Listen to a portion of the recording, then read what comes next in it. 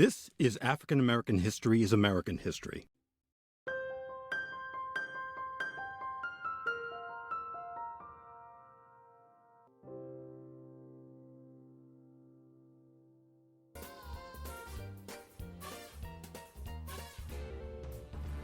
The fight against fascism during World War II highlighted the contradictions between America's ideals of democracy and equality and its treatment of racial minorities. In the spring of 1941, while white Americans were employed in industries preparing for the possibility of the United States entering World War II, black labor leader A. Philip Randolph noticed that black workers were not being hired equally for these jobs. Randolph threatened to lead a mass march on Washington, stating, quote, "It is time to wake up Washington as it has never been shocked before." End quote.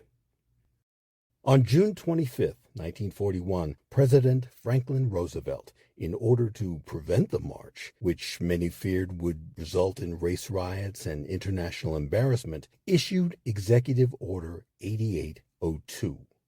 Now, this executive order banned discrimination in defense industries and established the Committee on Fair Employment Practices, or FEPC. Their job was to receive and investigate discrimination complaints and take appropriate steps to redress valid grievances.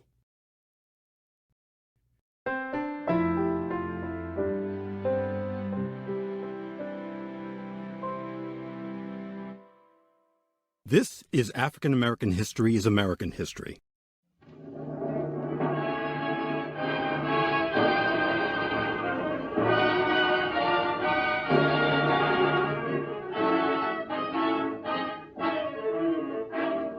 With the sweep and fury of the resurrection,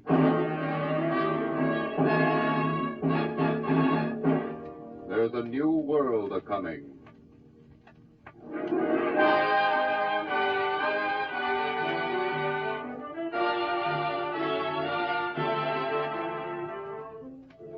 Today and every Sunday at this hour, WMCA, in cooperation with the citywide Citizens Committee on Harlem, brings you a series of vivid programs dramatizing the inner meaning of Negro life, based on the prize-winning bestseller, New World A-Coming, by the young Negro author, Roy Ottley.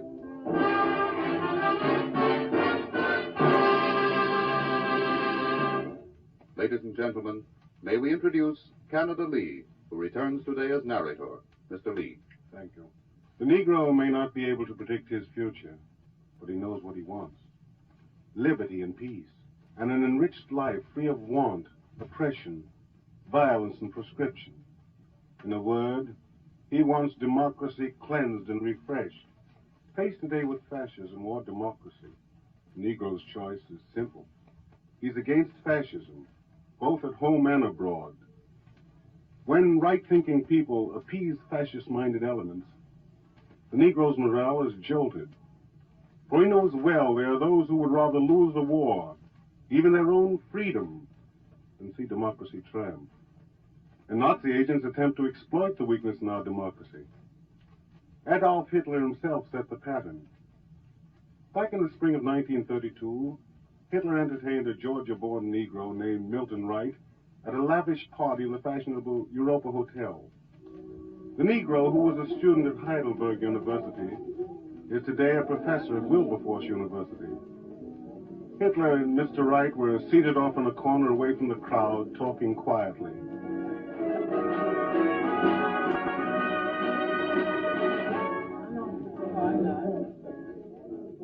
You tell me that in America, Negroes are doctors, lawyers, writers, and artists. But I tell you that in your decaying democracy, Negroes don't even vote. He's a Hitler. That's true in some states, Herr Hitler, but not all of them. Negroes must be definitely third-class peoples to allow whites to lynch them and beat them, segregate them, without even rising up against them.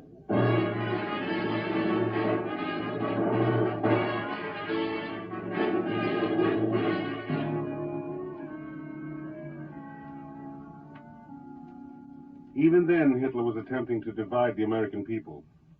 For the Nazis know that the problem of color is crucial. But Negroes are not hoodwinked by Hitler's nonsense about races. They know that America stands as the symbol of freedom. But the loss of this symbol will mean the loss of hope for white and black alike. Men, white or black, do not rally to slogans unless they have concrete meanings. Negroes want assurances that the loud talk about democracy includes them. So discouraged have some Negroes become that a dangerous don't-care attitude is developing throughout the country. Hundreds of Negroes tumbled out of taverns, barber shops, beauty parlors, basements, and tenements. Raging crowds swept through the streets, intent upon avenging the killing of a soldier. Before the night was over, thousands of dollars in property were destroyed. Negroes, too, were among those who suffered damage in property. Many were injured. Now, the fact of the incident was that, actually, no soldier had been killed. At first glance, the incident seemed insufficient cause for hundreds of people to riot, as perhaps it was if it stood alone. But the rumor furnished the spark which awakened the Negro's deep-seated sense of wrong, denial, and frustration, and even memories of injustices in the Army and in the South. These smoldering resentments against racial discrimination and violence were set ablaze. The grim truth is, Negroes are feeling keenly the insecurity of their status.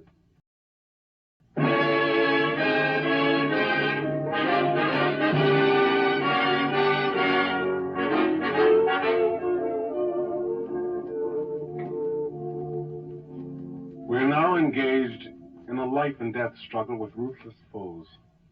Negroes, as well as colored people elsewhere, must be galvanized into decisive action on the side of democracy.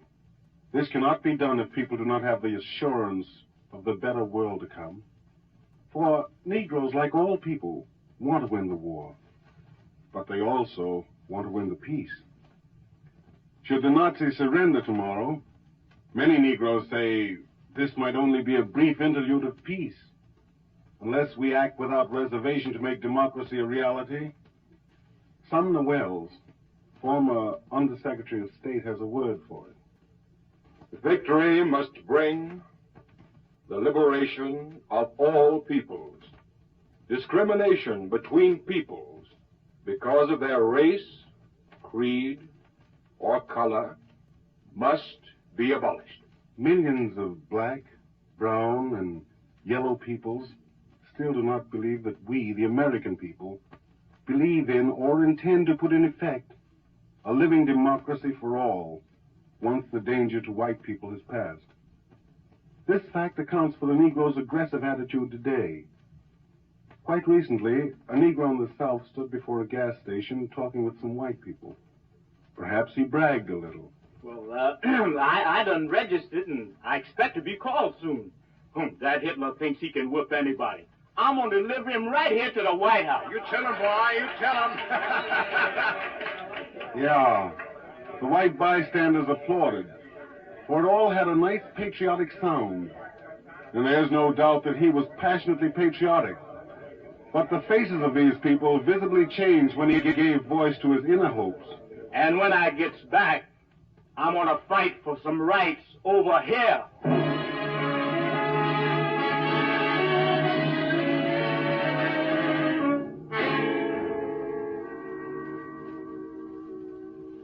A fairly typical attitude is that displayed by some Negro soldiers. Following a wave of brutal acts by white civilians against Negro soldiers in the South, one of these boys wrote me a letter. Listen to what he had to say. Sometimes I feel very proud of being a member of this big, huge army, fighting for democracy for everybody, until I pick up a paper and see where a Negro soldier's been kicked around, and it makes me feel like, what am I doing here in the army?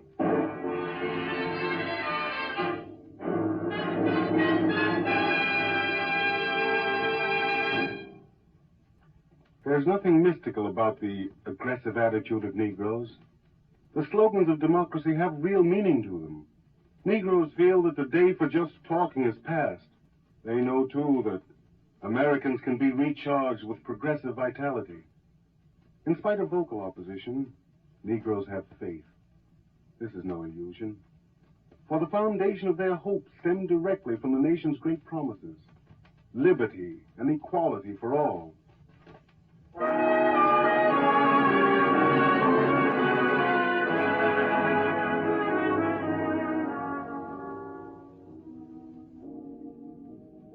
You have been listening to New World A-Coming, the second in a series of programs devoted to the Negro's contribution to American life. Featured in today's broadcast was Mr. Canada Lee, distinguished American actor. We invite you to be with us again next Sunday at 3:03, when New World A-Coming will have as its guest Lee Whipper, star of the film The Oxbow Incident. New World A-Coming is written by Roy Otley and is based upon Mr. Otley's book by the same name. The program is produced and directed by Mitchell Grayson. John Velasco assisted. Music by John Gart was conducted by Don Bryan. The theme song was composed by Duke Ellington.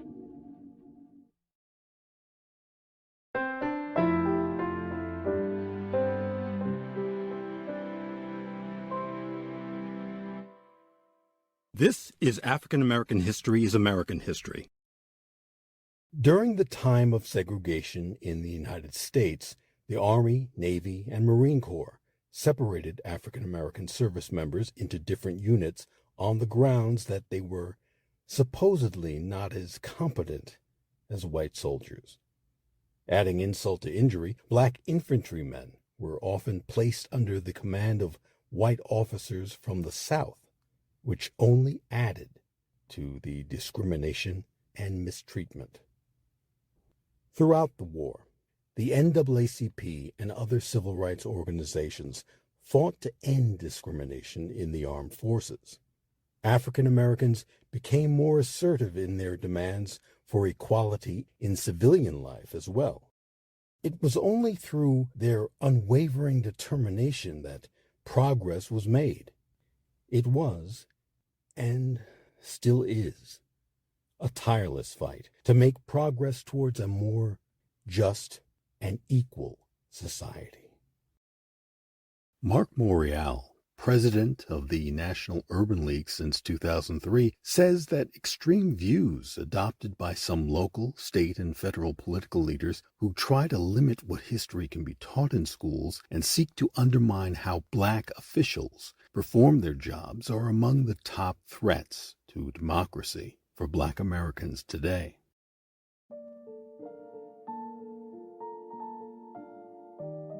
All human beings deserve the basic common courtesies that the American ideals promote.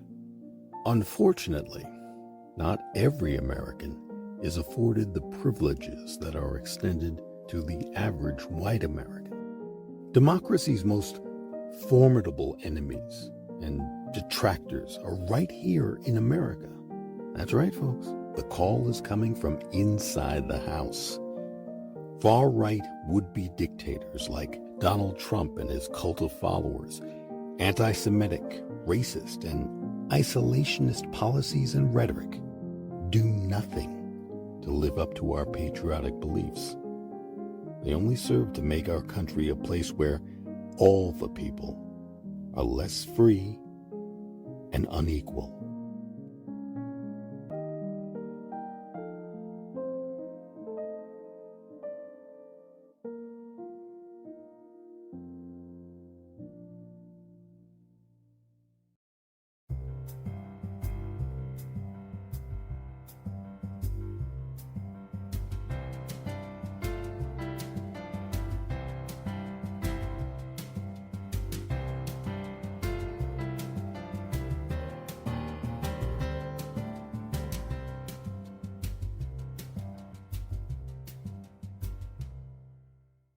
This has been African American History is American History.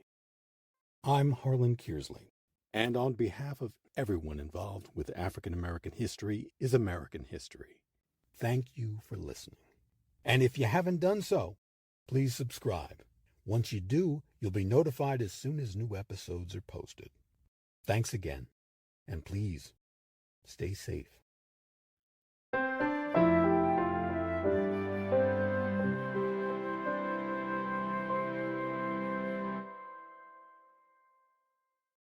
African American History is American History. Copyright H.C. Kearsley. 2026.